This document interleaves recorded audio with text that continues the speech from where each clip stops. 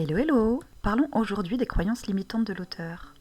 D'une manière générale, les croyances limitantes sont des pensées qui nous disent ce que nous sommes capables ou non de faire.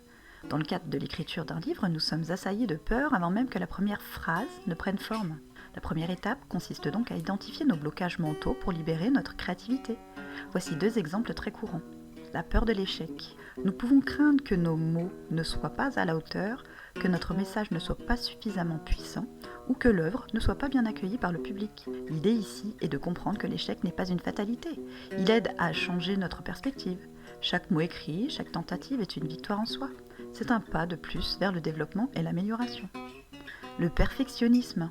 Nous pouvons être pris au piège de vouloir à tout prix produire quelque chose d'impeccable dès la première ébauche. Cependant, la réalité de l'écriture est souvent faite de révision et d'amélioration continue. L'idée ici est d'accepter que le processus d'écriture soit un voyage avec des répétitions nécessaires. Cela permet de relâcher la pression de la perfection immédiate. Donc si nous abordons les obstacles comme des opportunités d'apprentissage, nous percevrons davantage notre projet comme une chance de grandir. En prenant conscience du moment présent, nous nous détachons peu à peu des jugements que nous nous imposons. Le processus d'écriture est alors plus important que le résultat final. Il peut libérer notre créativité et cela devient un cercle vertueux. Besoin d'un coup de boost pour écrire votre livre ? Je suis Stéphanie, votre prête-plume et coach en écriture.